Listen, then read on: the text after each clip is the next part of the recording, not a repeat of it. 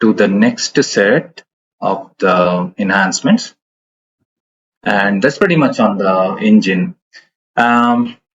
Yeah, coming to this part, the Kubernetes support we have added a few releases back, and it was also like we didn't have the time we didn't have a centralized a view of this Kubernetes management screen where you can see only the engine which are type Kubernetes, and then starting, stopping, and all those features were like part of another view. So now this is enhanced. The cluster screen primarily has enhanced to have Kubernetes as a type, where you can launch your Kubernetes engine, you can update it, you can delete it, and then that's the place where you can see from what are the sessions running on the each of the clusters, and because the Kubernetes engine can be launched from the pipeline too, we have that entry here that it will show that okay, from which pipeline this specific cluster is started.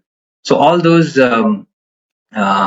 is available on this view. So this is gonna help all the admins, and then to reduce the overhead they had to check on okay which are the engines which is running, and then so everything is a one-stop place for all your Kubernetes clusters. I'll go through it on that application once we'll cover this two more topics on the engine. And the next one which we have is multiple engine creation on the pipeline task. So the previous releases we had a support for creating one single pod for Kubernetes, and then the rest of the data flow, the pipeline task used to run on that specific cluster. So now we have an option that okay, if your pipeline is a large pipeline, you have a lot many data flows to run on it, then you can not only one pod, you can start multiple pods, and all those tasks which are present in the pipeline, those will be distributed among those pods. And if your pipeline is running parallel, all the tasks are running parallel, these can do all the parallel processing, all the concurrent executions, and definitely is gonna enhance the performance. The time taken for the pipeline will drastically come down. So whenever you have such requirement where you have a typical use case is where you have an iteration task which runs over a list of set of values and running through, it is having too many iterations to be done, or your pipeline has many parallel tasks to be done. Those specific use cases will be the best suited for launching multiple pods. Or if it is a small pipelines and all, definitely it can go with just starting one pod and then running on as it used to do earlier. And next on this line we have is the container specific engine. So today, as of today, all these engines which are created is shared between the containers. So we didn't have that isolation there that okay, if we have some of the engines I wanted to use by some of the teams or some of the users who have specific container accesses, but it was shared, right? All the engines were shared.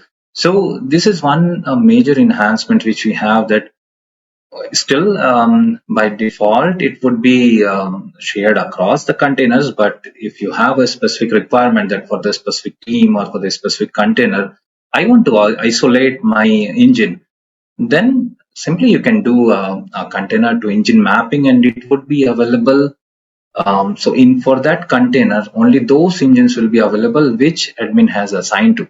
So if you create a data flow, only a subset of the engines will be available which are mapped to that container. So this gives a more privacy of your engine, and then if you want to keep it isolated, would be the best use case for that.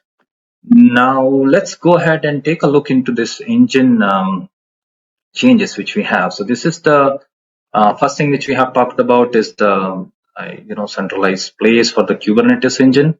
So this is where you see this is a different engine we support today: Spark, EMR, Databricks, and then this addition is the Kubernetes. And here you can see the different engines which are created and from which are the different pipelines these are created. Those are shown here.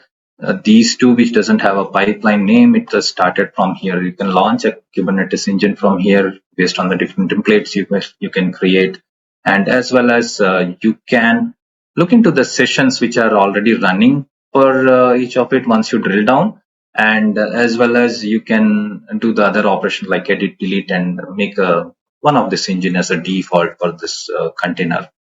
And coming to the second feature which we're talking about, it's more on the pipeline.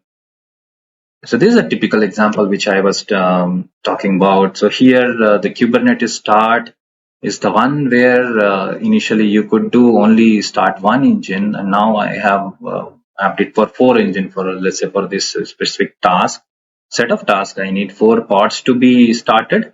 You can define it over here. You can set that, okay, if all are created, then only I want to run, or even if it is one is available, I want to run. Those options you have here.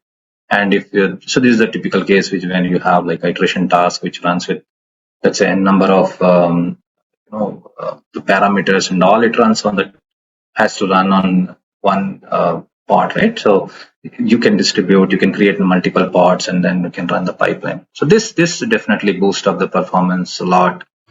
And now coming to the last feature on the engine which I was talking about was more on managing the clusters.